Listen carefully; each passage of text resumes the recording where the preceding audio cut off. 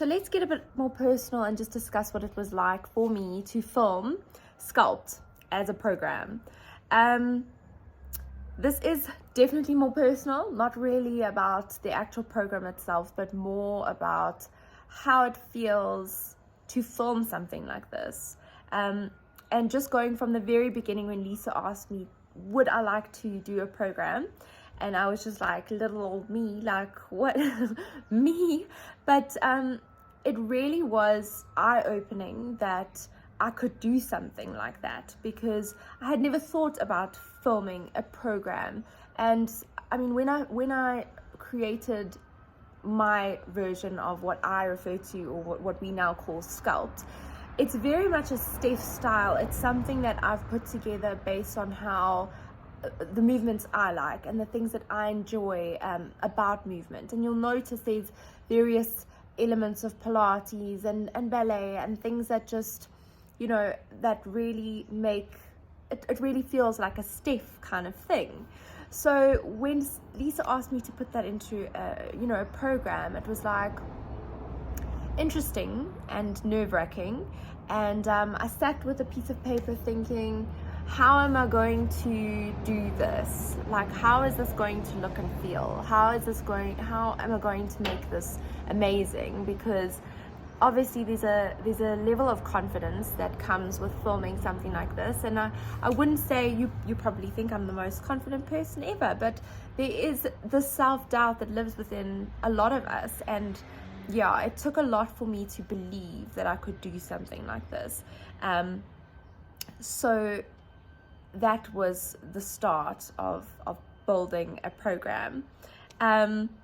And it's just a lot of work, really, like coming up with ideas that are relatable, that people can understand, because you also just assume that everyone just knows. And trying to take things down to a beginner level really requires you to understand things as best as you can, so that you can explain it to someone on a level that they understand. So it took a lot trying to get to a point where I felt like this was, acceptable as a good explanation for how to do X, Y, and Z, for, teaching technique and making sure that people really understood what I was trying to say.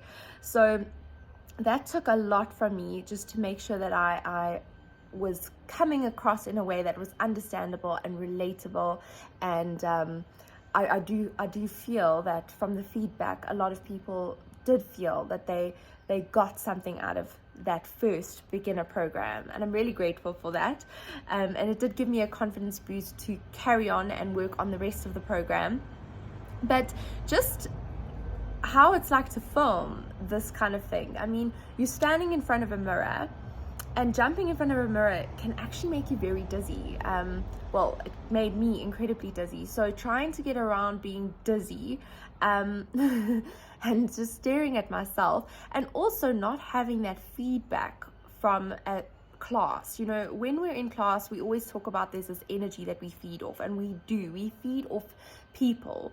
And when you are filming a program, there is no people. It's just you. It's you, the mirror, the music, the sound guy.